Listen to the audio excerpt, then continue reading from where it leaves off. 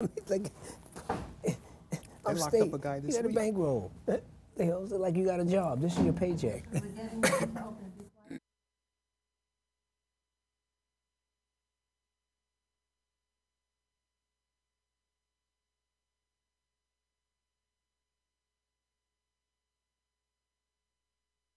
I'm a formerly incarcerated person. Um Spent quite a bit of my years confined in New York State prisons and facilities. And during this last stint, I actually served 33 years before my release in 2011. And I served 33 years, I mentioned that, but I had a sentence actually with a 15-year minimum. I was denied parole 9 times, as I said, because of something that was immutable, that would never change. I was denied parole because of the nature of my criminal offense.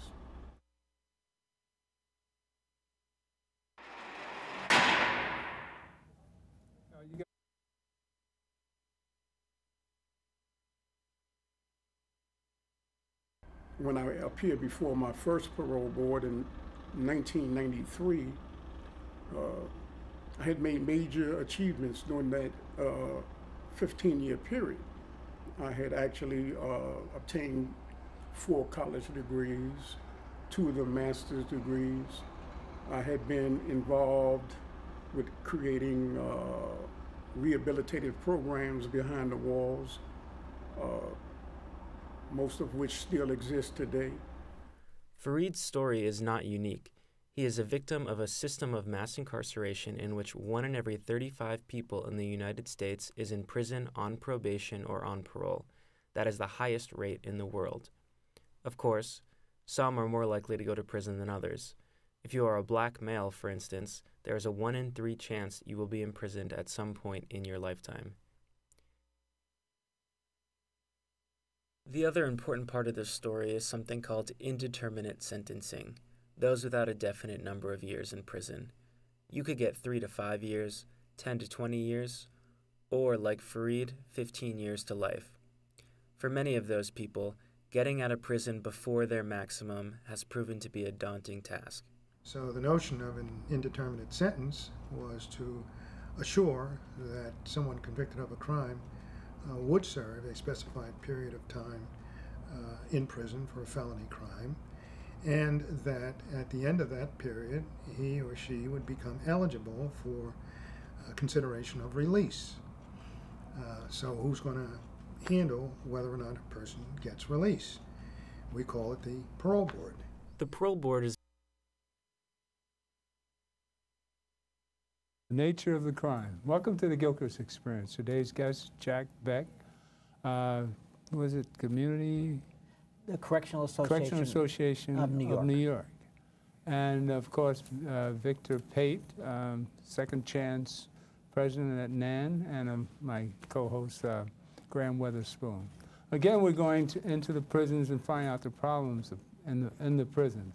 One of them is the parole boards and what type of people are on the parole boards. And these indeterminate sentences where 15 to life and they can turn you down, like this young man 9 times. So he went up out of 15 to life, he spent 30 years. But during that time, the parole board was supposed to look at his advances and his rehabilitation, which is what prison is really supposed to be about, rehabilitating yourself. So this is a basic problem. The parole board doesn't look at the individual.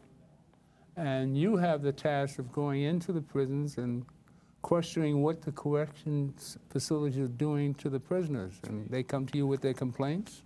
Yes, they do. Thank you. I really am so pleased to have this opportunity to talk to you about what's going on inside, and there are many things. And clearly one of the major issues for the people inside is getting out, which would be the natural thing that everybody is most concerned about. And the system right now is very unfair. Matter of fact, it's actually even counterproductive. The whole notion is the punishment they receive is their sentence, not what happens inside. What happens inside should be about preparing them for re-entering into society to be a more effective person, and when they get out, to stay out. The incentive with an indeterminate sentence is, you do well here, we will let you go.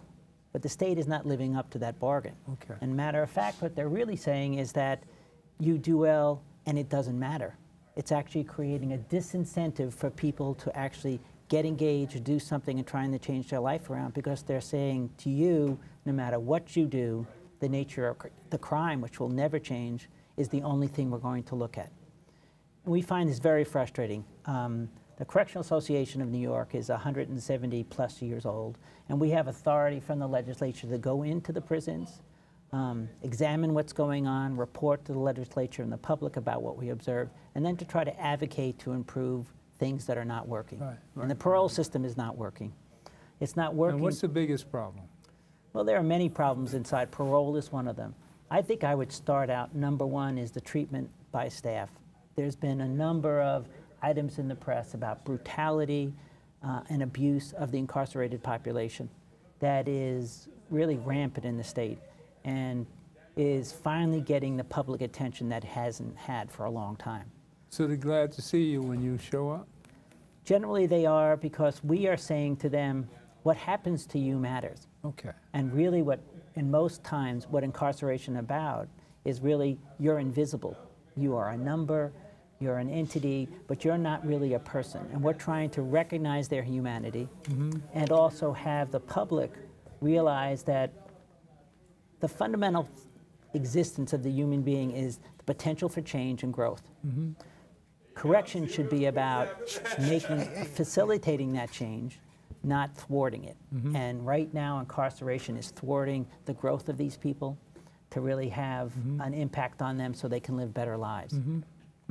So we're concerned about violence and abuse. We are concerned about excessive solitary confinement, which I hope we can talk about. Yeah, we've done a couple of shows on that with Victor. We're also concerned about inadequate health care, the high number of people with mental illness that are incarcerated and the problems with caring for them. How heavy is the mental illness? I mean, that should be one of the Mental illness is... Because being in prison drives you crazy right there. Yes, but really it has to start, I have to say, a quick history that's very important. In the 1970s, we were having civil commitment of mentally ill people in these dungeons that were mental hospitals. Okay. And the public made a determination, we have to end this, we have to close the hospitals down. Willowbrook was... Yes, exactly. But the other part of that equation was we are going to create services in the community so that people could get it on the outside. Okay. But particularly in poor communities in New York and around the country, they never provided those services. And so what happened is people who are poor and mentally ill, the jails and prisons have become essentially their de facto mental health services. And so some people estimate as many as 30 to 40% of the people that are incarcerated actually have mental health needs. Just in New York, we have a little less than 53,000 people inside. There are 9,300 people that are on the mental health caseload, and we think that is 17, almost 18% of the population, and many more have actually had mental health needs in the community or elsewhere. We dump them into prison, and then it's very hard to provide services because imprisonment is really about disempowerment, control. And people who have mental illness are not really in a position to exercise that tremendous restraint that's required inside. Because what happens on the street, if you are not having a good day or you're a little grumpy, people just keep away from you. In prison, you violate the prison rules because you're not obeying an order. And what happens to you? You're sent into solitary confinement. Did you know this young man, elder now, that was in there for 30 years? Did you know him? I work with Fareed right now. Okay. Right now, I work with Fareed. He's a classic story of someone who really has turned their life around. And there are several parts of his story that is so interesting. But the parole board turned him down 9 times. Yes, they did. And they turned him down because of something that he could do nothing about. They did not look at the individual. They did not see who he was, who he had become, but they were reading a piece of paper about what happened a long time ago. All right, let me run this other piece and then we go further into it. I just want to give you a little indication of the type of people that are on these parole boards. So run that second piece and we'll come right back at you. All right?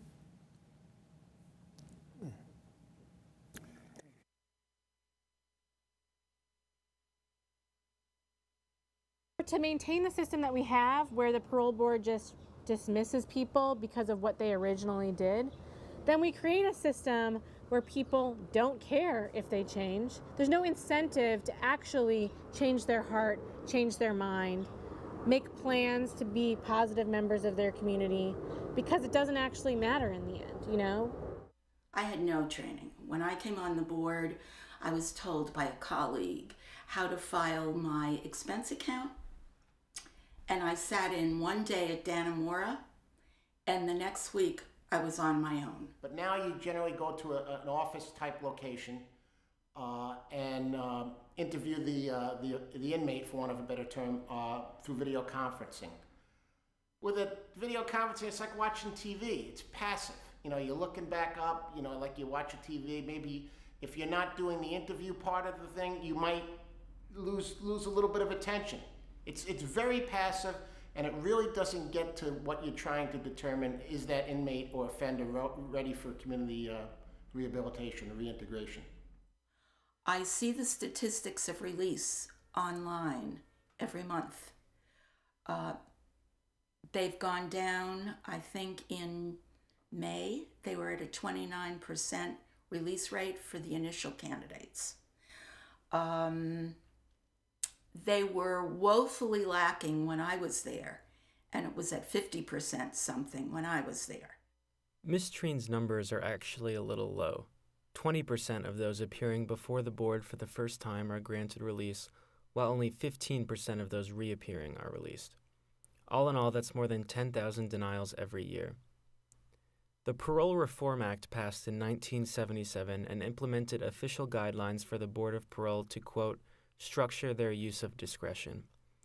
These guidelines insisted that the board adopt a presumption in favor of release once someone had served their minimum term. A closer look at those guidelines, though, helps explain how the board's default today is still to deny, deny, deny. There's supposed to be three factors, major factors that the parole board must consider by law. In New York State, it's Executive Law 259. First, they have to consider whether release at that particular time is incompatible with the welfare of society. Then they have to consider whether there is, if the person is released at that time, there is a reasonable probability, and I'm just reading from the statute here, that you would not live and remain at liberty without violating the law. And third, whether release at this time would so deprecate the nature of the instant offense as to undermine respect for the law. Okay, so the guidelines are vague. There is no further explanation as to what might factor into determining someone's release would be incompatible with the welfare of society or would so deprecate the nature of the instant offense as to undermine respect for the law. But then further down the page, I found this. Quote, in its discretion, the parole board may revise or modify the guidelines in whole or in part. It tells them to be basing the decision on the person's readiness to be released, and yet it also tells them that they can look at a bunch of criteria, which includes the nature of the crime, and they can weight any of those criteria any way they want. It turns out that the Beautiful. Now, as we see by this video, are most of the people on the parole board middle-class whites? And judging, excuse me. The parole board's calling you. They heard you. Some pesty. Excuse me. But, I mean, as we see from the video, it's quite, the people on the parole board have complete discretion. Right. And on some of the other pieces, like this one woman said she had no training. How do people get on the parole board? And who chooses? I mean, well, you know, they are appointed. They often have a criminal justice background, particularly in terms of police or prosecutors. They are not, I would start out with the basic piece. They're making a judgment about a community, what that community is like, but they don't come from the communities from which people are going to return. Okay. They have no basis to really say what does this mean for the community, and their reality. And essentially what they're doing is they are resentencing people. What's so disturbing about the process is that when the court sentenced someone and they have a minimum and a maximum, the minimum, to me, reflects what the court says, this is what the nature of your crime required. Okay. Because you can get out then. If it's really what the court knew about, that was your crime, and they're giving you a sentence. That's your minimum sentence.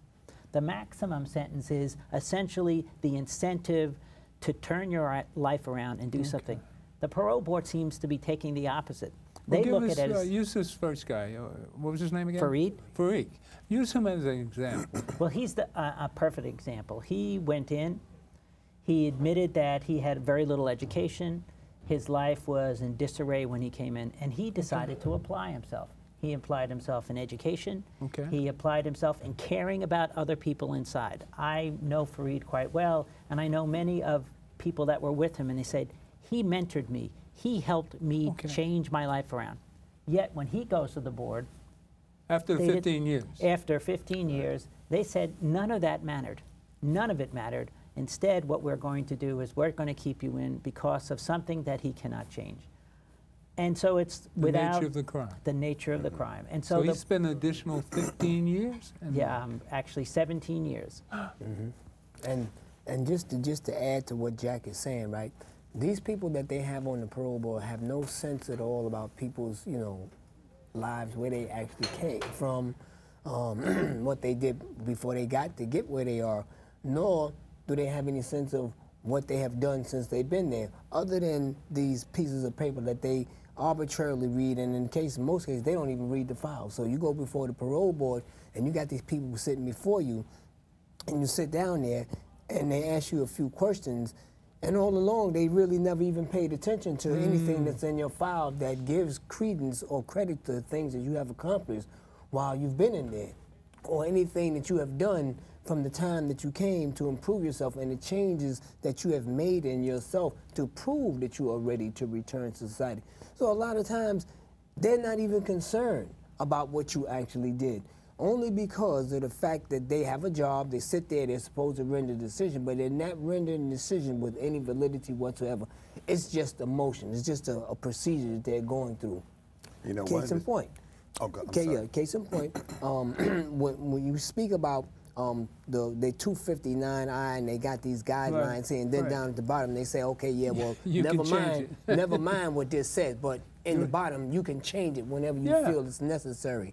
And it's ridiculous for them to say on one hand that these are the guidelines, the things that you're supposed to go by to judge a person's readiness to return to society, but then on the other hand, you turn around and say, well, you can just make any decisions you want, any way you want, twist it any way you want, apply it any way you want. This is just wrong.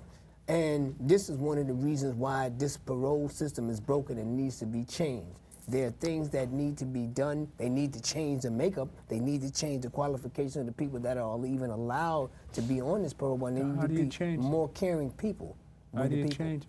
Are the appointees there, are they placed there by the governor? They are. That how they're appointed by the governor? Yes, that's my understanding. Yes, they are. And I actually want to add a point to what Victor was just saying.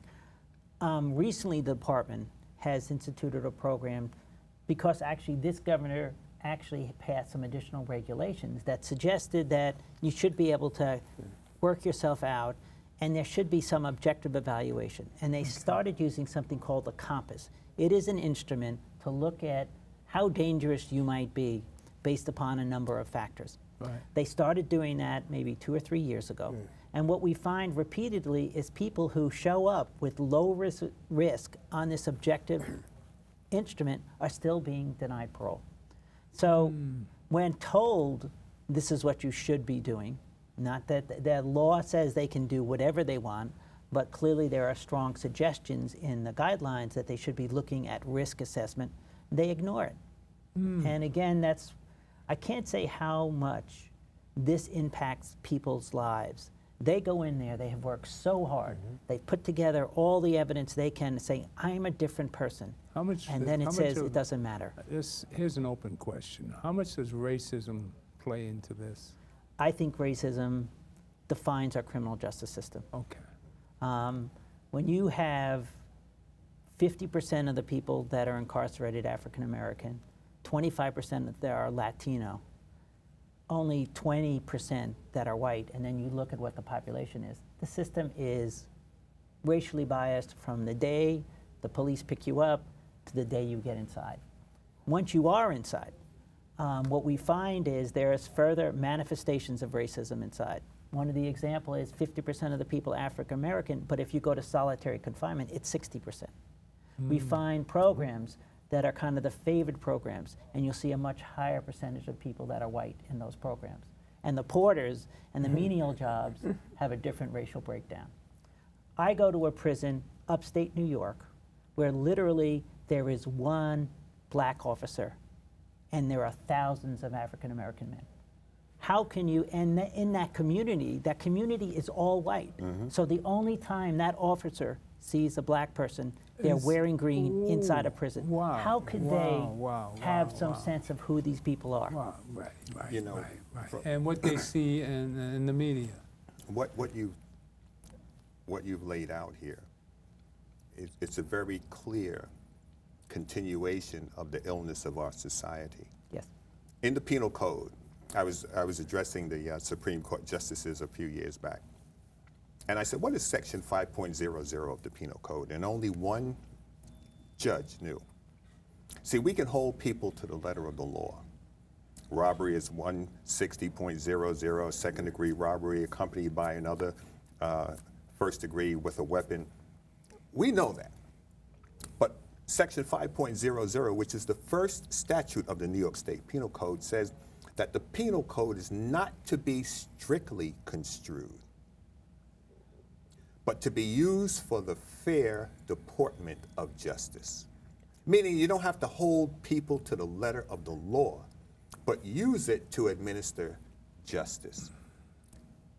Another thing people need to understand about law and state regulations is most of the time, a lot of times it can be very vague. Very vague. For instance, they'll say, with the stop and frisk issue, well, the guy looks suspicious. That's a matter of perception of who you are, where you come from, and where you are, and who you're observing. I heard a cop say in court once, in criminal court, well, the judge asked him, well, what brought this about? He said, well, the guy was looking at me menacingly. So there is so much vagueness in the law, and things are not delineated clearly. There is more gray than there is black and white, and this is where people are being lost in these gray areas. And it gives justification to the people who are in control to make whatever decision they want to make, while other people are languishing. And if 70% of the inmates in New York State, roughly 70%, come from New York City. Not quite, actually. It's now down to a little under 50%. Is that, how did they get it down that low? But let me finish my thought. Well, please. And if that's the case, the people sitting on the parole board, 50% of them need to come from New York City, where they know and understand the people that are there. And not conversely, but in addition, when you speak of mental health, and Carey emptied out the mental institutions when he was governor, putting a lot of these people out on the streets. And the police officers themselves don't know how to interact with the mentally ill. And we've had people killed. Gideon Bush was shot to death in Borough Park. Another guy, I think Rosales, was shot on Tompkins Avenue near Fulton Street. He was naked, screaming on the ledge of a building, but he posed no threat to anybody, and they tased him and killed him. So the mentally ill are basically thrown to the dogs or thrown in prison because the police don't know how to deal with them, the correction officers don't know how to deal with them, they're not getting treatment. This is a major domino effect that is escalating to unbelievable proportions. With the president going to the prisons, which is an eye-opener for everybody. Now, you watched the debates last night. Now, what do you think our future is? What do you think it holds for, or how does your organization influence the change that's needed here? Well, I want to step back a little bit to really answer your question. I've been doing this work in New York for 34 years. Ooh, wow. Yeah, that's a bunch. I've been going up to the prisons that long. I've dealt with the New York City jails, and I'm just, so this is a personal observation. Yeah. In those last 34 years, I've never seen a better time for the potential of change. And I think there is fundamentally because I think the public is starting to realize that the prison experiment we have done is a failure. Let me give you a little bit. 1971, New York State confined 12,500 people. By 81, it went up to 25,000. By 1999, it was 71,600 people inside of our prisons. Wait, during the drug epidemic, we had a lower number of people incarcerated. Well, the war on drugs drove up incarceration from 1981 to 1999. And then, so we were at 71,600. And then now we are a little under 53,000, 52,728 just 2 weeks ago. Less marijuana arrests? What it is that I think we have started to realize that the war on drugs is a failure and that incarceration doesn't work. During those years, from 1999 to now, we've reduced our incarceration by 26%, and crime has gone down. Wow. Crime has gone down. The prison system doesn't work because it's emphasizing what I call a paradigm of punishment. We have dealt with all issues. The mentally ill, we punish them. They're poor and they're mentally ill, we send them into prison. People have addiction problems. We punish them and send them into prison. And then prison exaggerates that punishment. Instead of treating people, they punish them, they lock them up in isolation. Right. And so what we see is that I believe the public is starting to realize that this experiment of mass incarceration, where we've gone up almost 400% across the country in the last 30-odd years, is not working, it's not effective. And they're ready to start to think about something different. And now it's incumbent upon those people that have been working very hard on this to say, we can demonstrate to you what is wrong, and there's ways to change. And those changes are, we have to reduce the number of people we put in, we have to get them out much sooner, and while they are inside, we have to use the R word, which is rehabilitation. Right, what I rather say is treatment. Because that is effective, not because we're being soft on crime, we're being smart about how to change people's behavior. We went over the Pell Grants that were being allowed in the prison, so you feel that that's one of the answers? Absolutely. Education is the best tool to change people's lives around. Why do we mandate children go to school? Why do we have a system? And that's why last night on the debates, I want to kind of pull the full circle. I've been watching, because I've been involved in criminal justice for, like I say, almost 40 years, because before I came to New York, I was doing it. You would never hear in a presidential debate criminal justice issues, except it was tough on crime, and that was in the 80s and 90s. Last night, everyone was talking about we have responsibility, particularly to African-American men that are inside. We have to change that system. We have to get away from mass incarceration. Even Hillary said, we understand that there's an opportunity. This is an issue that everyone is agreeing we have to change. And so we have to exploit that so it doesn't become some marginal little piece, but it deals with the issues that you've talked about. The racism inside the system. And also, how are you going to address people that have greater needs? You can't just say to the mentally ill, do a better job, don't provide you any services. You can't say to someone that has a substance abuse problem, oh, just get better. You have to provide services to them, but if you do that, their lives will be better. And what's most important, every person that's inside has a family on the outside. Many of them have children. They have loved ones. When you change their lives, you change the lives of the people in the community. And I think there's an opportunity to make that change now. When an inmate goes in, and probably Victor, you can speak to this, you go in, you go through intake, and before you're ultimately sent wherever you're being sent, various tests are done. Do they do psychological exams? Do they do anything to assess an inmate coming in to determine? Because there are people who are failed in the courtroom because their lawyers are no good. There are people who are failed because The lawyer's not even qualified to handle that type of trial. So they have been failed before they can get to trial, and ultimately you know what the end result will be. So if a person has a mental deficiency, is that determined? Is that assessed upon coming into the system? Well, let me speak to the question that you asked, and I know that when I was going in and out, they did what they would consider a mental health evaluation, where they would ask you a few questions. You know, have you ever thought about committing suicide? Are you taking any type of medications? Yada yada yada. But it wasn't any real comprehensive psychological evaluation that was done to really determine if you actually needed any psychological service, or even if you even came in with one. So thereby, when you were placed in population, I remember being on Rackham Island early in the days, and there was a mixture of all kinds of types of people walking around in the cell block, looking up at the walls, pacing around in their cells. So their sense of psychological evaluations were not being done in any effective way at the time, other than asking you a few questions. So that means that I could be in a cell with you, and you could be 730, and 730 was a person with psychological disorders and stuff, right?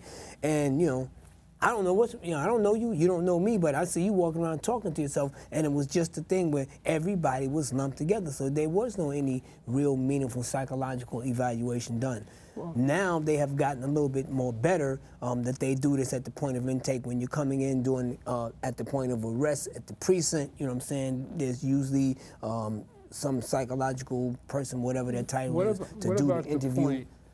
The point that it's profitable to have prisons? Of course it is. Corporations are investing in prisons. Yeah, if you're talking... So as long as you have it being profitable, how do you change it? Well, if I could just expand on your mental health issue, because we have spent a lot of time at the Correctional Association, in particular looking at the mentally ill inside. And there's a few basic things that I think it's important to understand. Even more so with the mental part, you get more money, don't you?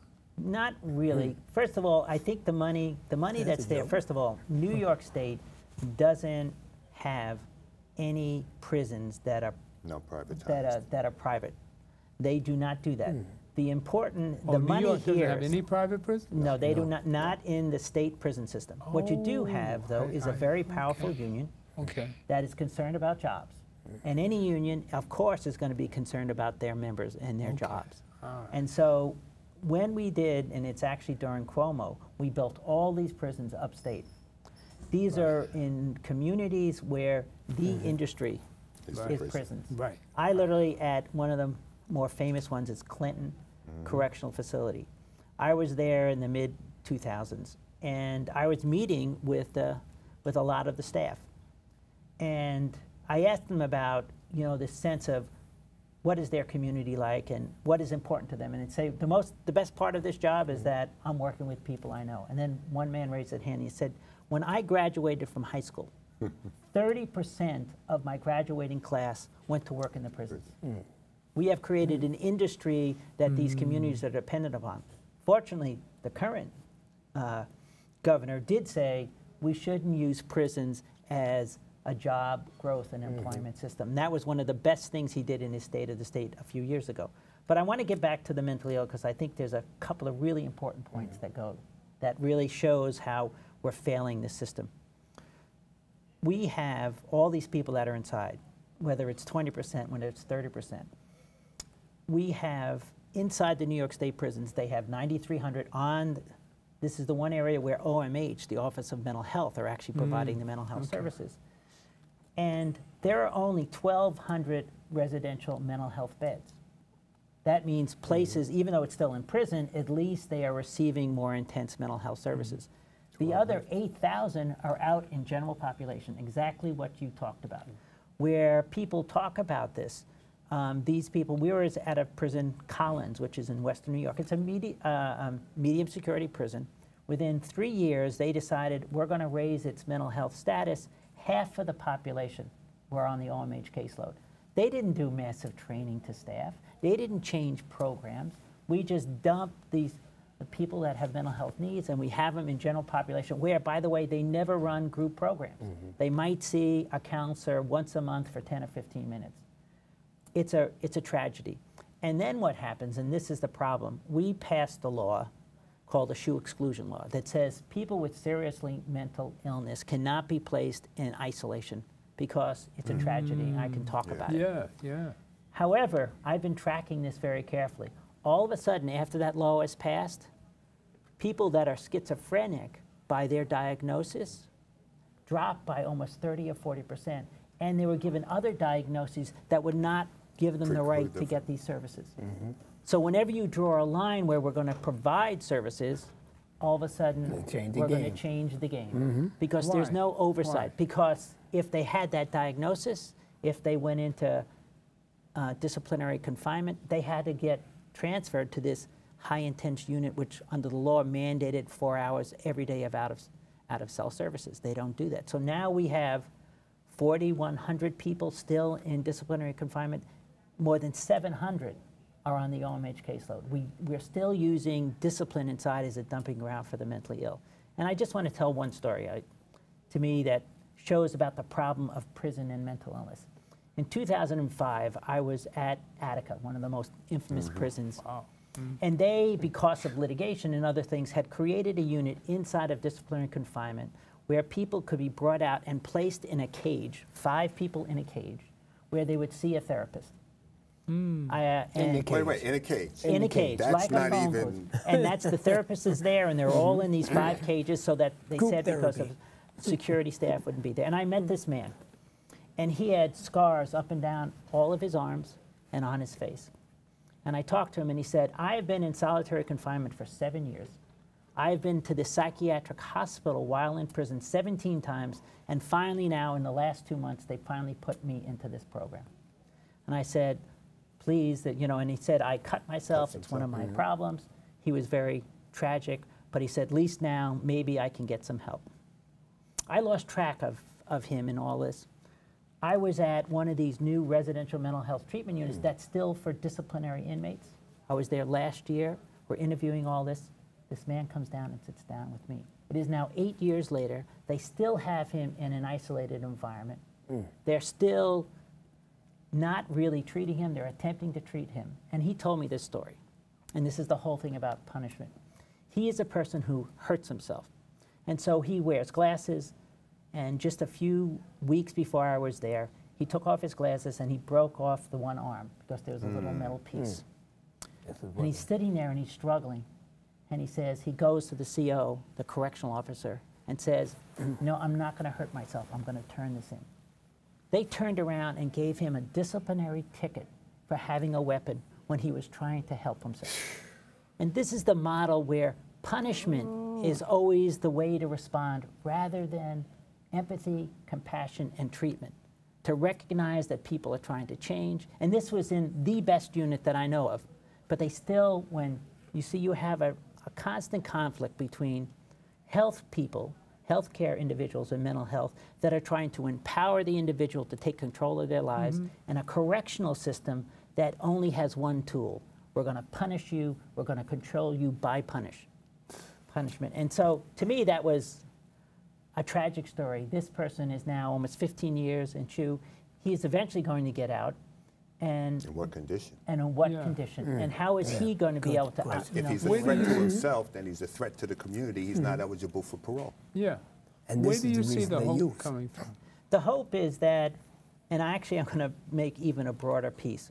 When I said earlier that people are starting to think that the system is not working and they're ready for change, I actually would make a broader piece that actually the Affordable Care Act, Obamacare, actually is trying to say something fundamental. Whoa. We need to treat people rather than do something else. Obamacare. Obamacare. Obamacare is saying we need to have behavioral health services. That means substance abuse treatment and mental health services in the community. We don't need to put these people in prison. We need to provide them services in the community before they get there. And I think it is creating the sense, even California a few years ago, they said, where they had very little substance abuse treatment, would you be interested in diverting money to substance abuse treatment? Overwhelmingly, the public said yes. And so my notion is, what we have to change mass incarceration, we have to change the paradigm, which says we're not going to deal with every social ill by locking people up, but rather treating them. And if we can do that inside of the prisons, we can do that in the community, and we can substantially change the number of people that are incarcerated. You see Bernie Sanders becoming president and changing some of this stuff? Well, I don't know. I certainly loved his statement about Well, last how night. about Hillary president and Bernie Sanders vice president? I don't think Hillary's going to make it. Well, I think what is needed, though, is, and I don't want to get too off on politics, my notion is, I watched that debate last night, and then I watched the Republican debate, and you think we were talking about different countries. Right. It's like there was real substance about things that need to be changed, Right. and people that want to do that. I don't necessarily agree. I would probably be more radical in terms of the solutions that I would want, but at least there are some politicians saying, we have to do something different. And in the criminal justice area, there are many politicians that are doing that. Now, they're doing it because they want to save money. But the reality is, right now, the criminal justice system is not providing us with safety.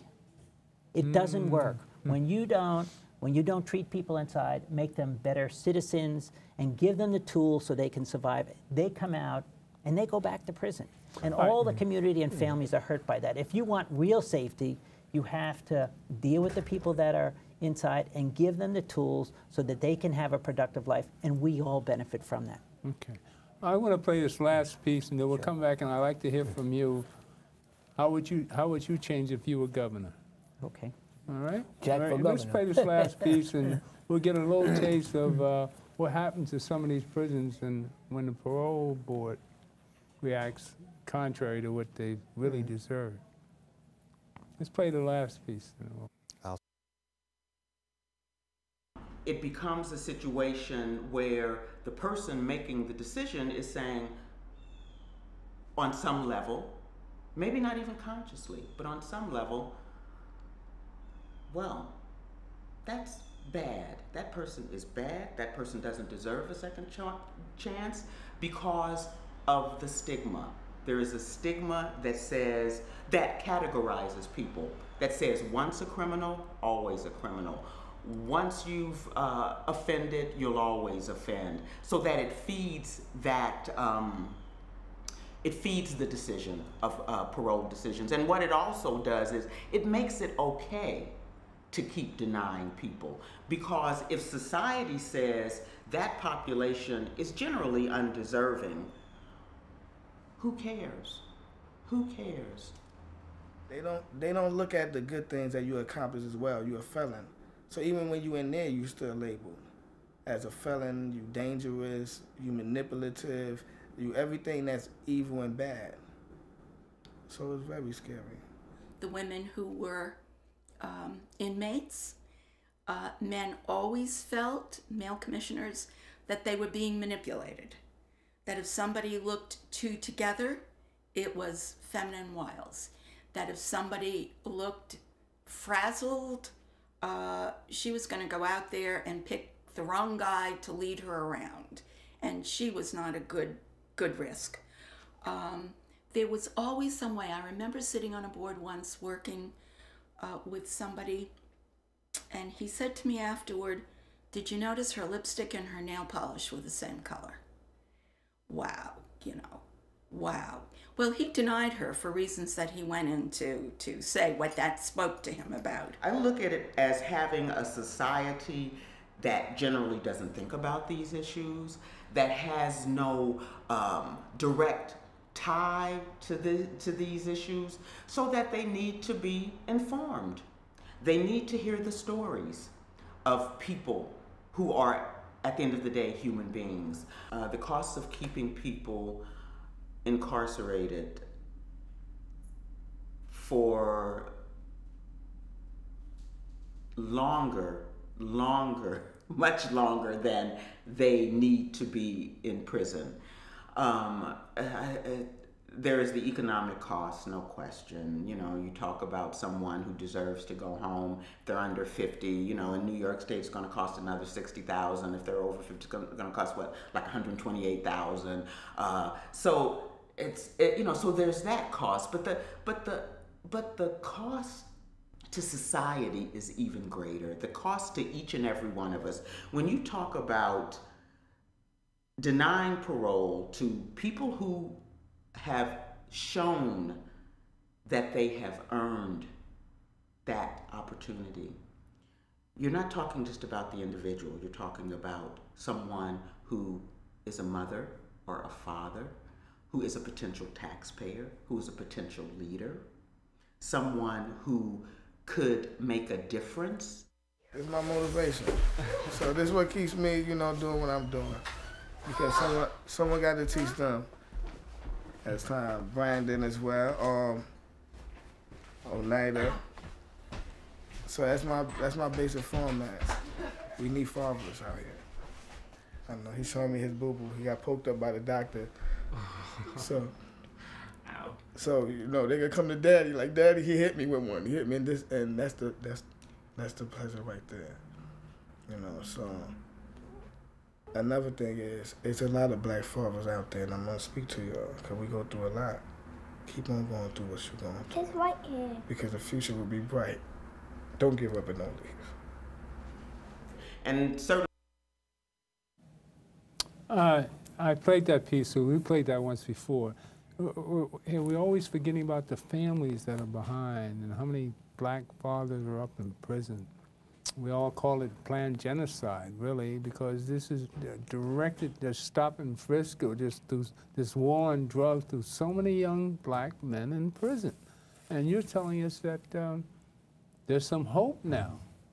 I'd like to go further on what would you do as governor? Well, I think there's many things that could go on from the governor's standpoint. Okay. First of all, on the parole issue, there is legislation right now called the Safe Parole Act that would substantially change the criteria and used where you could not rely on the nature of the crime, but you'd have to look at other objective factors, make assessments, and let people out. Okay. That is a step. But to have that effective, you're going to have a parole board that represents the people who they're judging. Okay. Not a very, where the people that, the communities from which they are going to, and the ones that they're making assessment for, and the risks that they're talking about, they have to come from those communities. Second is, you also have to say as a governor, there's real leadership that is needed. Part of the problem with the parole board is that if you say, I want zero risk in your decision making, then you can keep everybody locked in. Yeah. You have to, all human endeavors involves a risk. I don't know what I'm going to do tomorrow, but I can never predict what you are going to do, absolutely. Right. And so we have to say, it is okay if you have done your job. You've made a fair assessment. If bad things happen, that is part of the risk, because so many good things will happen when I let that individual out, they reunite with their family. That man with his children is very powerful. Those children, without that, are losing something. That's right. And so we have to be able to take that risk. There's other things that need to be done, though. What we have to do is have real leadership on, we have to change our sentencing laws. We have to get away. If you go to Europe and you look at that criminal justice system, it's entirely different than our system. They incarcerate far fewer people. They do it for a much shorter period of time. And inside the prisons, and this is what I get to, they don't have security staff that are just security staff. If you go to somebody that does security, they're saying, well, I'm a teacher, but I also maintain security. In other words, they view their job as defined not by controlling an individual, but by helping an individual. And that's not soft, that is effective. And so he needs to really change what we call the paradigm of what prison is about. And so I just want to kind of get to this is, right now we're going through a crisis about violence inside of our prisons. And there's a few points. Right. You know, the terrible situation that had Clinton when 2 people escaped. Yeah. That was really related to, you know, malfeasance by staff. Yes, they escaped. By the way, they also had very, very long sentences where there's, you know, you create the incentive to want to get out. I'm not excusing their behavior, but I'm saying they went out, but it was problems with staff. Following that, several things have happened that are really sad. People are who had nothing to do with the escape. They have found no evidence that any other person helped them other than staff. Yet they have been brutalizing people inside. literally putting plastic bags over people's heads to interrogate them. Because of this escape? Because of the escape. So And this they is had Abu nothing to do Ghraib with all it. over again. Yes, it is. And they had nothing to do with it. They had nothing, and people got transferred and sent into, they were in honor blocks. These were people that were not doing the other And they took that residents. away. And they took that away, and they sent them to actually isolation with no charges. But even more so, we have this response of punitiveness, so that just before the escape, there were 3,600 people in disciplinary confinement. They're now 4,100, 500 new people, not because they were in Clinton, but the system reacts of, oh, they have done something wrong, and everyone in green, that's the uniform they wear, is being punished. He has to create an environment as a government. We are not going to use punishment as our only tool. No, we are going to have to do something much more radical. We have to shrink the population that's inside, shorten those sentences, and reinvest in those people so that we can be safer. That takes a lot of leadership. That is not going to be easy to do. How much does the governor listen to what you have to suggest? How effective are you in getting these ideas across? Well, the Correctional Association has been out there a long time. We do meet with people from the executive, we meet with people who work in the department, we meet a lot with the legislature, and we're out in the public. Do they listen? Some people listen. There are clearly advocates for the, I don't mean advocates, I mean people inside of government who know what I'm saying. Okay. Many people know this, but it's going to take, I'm actually going to do a Bernie Sanders. It's going to take a community demanding this to change that structure. It's going to have to be New York City people and the communities from which they come that say, we have to change what's happening. We've had so many people. Look at all, so many guys have been arrested on parole. Guys have been out for a week or 2 weeks and they wind up killing somebody. You know, that is, if you took every example of a failure and then said, people have a heart attack, they were on medication. Many people are saved, but it didn't work for one person. Do you throw away the medication? No. Okay. What you say is, there is no perfect system that's going to guarantee success in every case. You have to be objective about evaluating your system and say, is this working? And I can guarantee that if we implemented programs that treat people with respect and educate them, we will be a safer society, because there's tons of evidence that show that. How many people are on the state parole board? Do you know? We're actually down, 19. I don't know the number of people, but I believe there are some openings that could be filled. I think it's very important that we try to change that. But the parole board is only a step in a much bigger system of saying we have to reinvent our criminal justice system to really be effective by being fair, humane, and productive. And right now it's inhumane when we're locking people out. It's very unfair. There's all racism and everything. And ultimately it's not effective. It's not making us safer. It actually is making us less safe. Well, you're saying the parole board comes from the community that's upstate. That's right. So how do you get people from city where most of the criminals come from, or you said 50% now?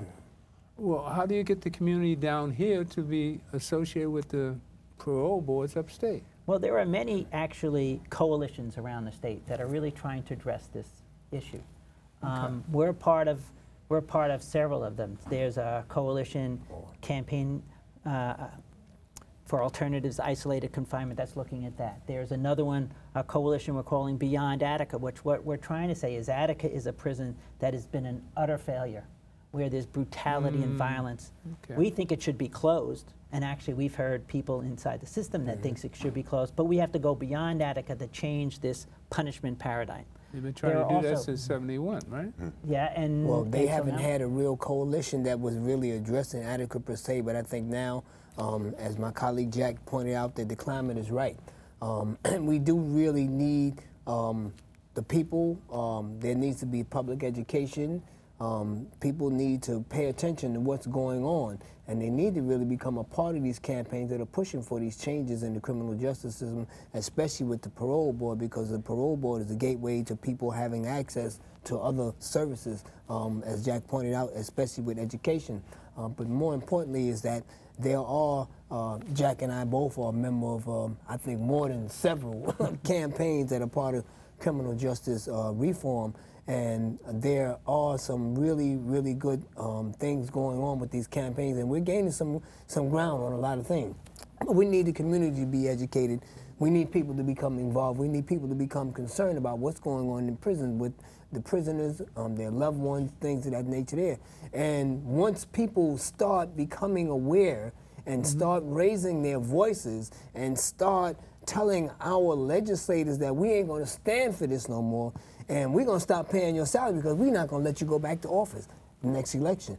Once we take a stand and demand that the people, we will not allow this to continue to happen, that will push our legislators to change these laws. But it's up to we the people to make this known that we will not stand idly by while you keep people in prison for long periods of time past the period of time that they were sentenced, while you keep people in prison to the point where they're dying or almost dead, when you continuously not to give people the appropriate health care that they need, when you continuously deny people the mental health services that they need, when you continuously allow the prisons to abuse people and you expect them to come out to act better, then it is up to we the people to make this change, as Jack pointed out. It's up to we the people. That's how we change the parole board. That's how we change the people on the parole board, because it's us, we the people, that have to do that. And if I could emphasize one thing, that he is being, you might not know, that Victor on Saturday is going to be getting an award as a leader